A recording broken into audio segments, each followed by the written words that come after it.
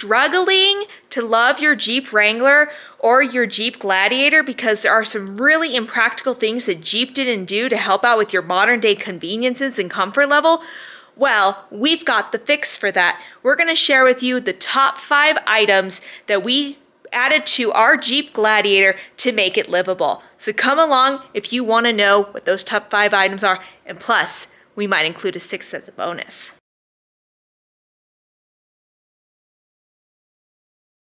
Number 1, and this is honestly, I believe personally, in my opinion, the most important thing you can add to your Jeep or your Jeep Gladiator.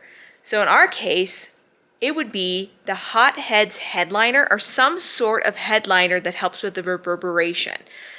The thing that we hated most is the moment we took our Jeep off-road, there was this terrible vibration that was caused by the washboards, and it caused reverberation inside the cab, which made your ears hurt really, really bad, and you could hardly stand to even ride in it. We had to crack the windows to even stand riding in the Jeep.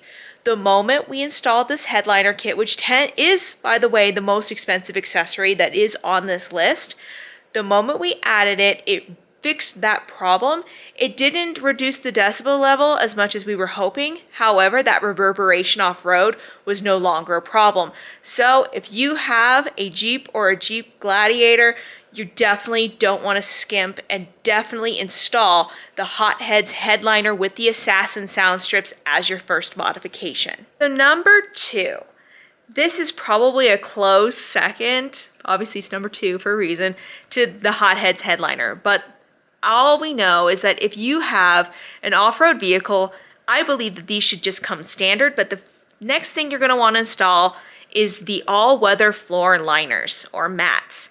They do have a little drain plug that you're going to have to install, but in my opinion, this is definitely something that if you're doing any sort of off-roading, you're not going to want to skimp on, because who really wants to have to shampoo all that carpet all the time?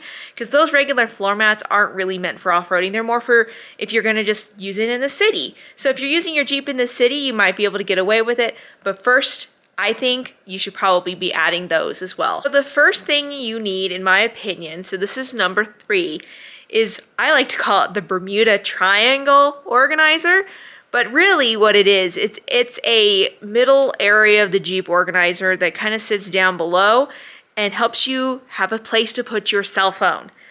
Jeeps do not have a place that's really good for a modern day cell phone, and hopefully when they do a refresh sometime in the future, they'll have this part of the organization down.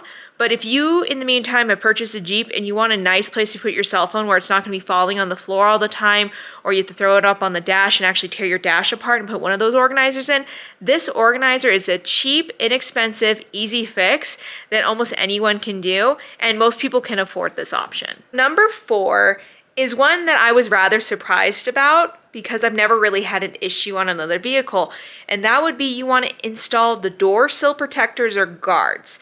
The door sill protectors in a Jeep really keep it from being slick. I have fallen on my behind several times without the door sill protectors.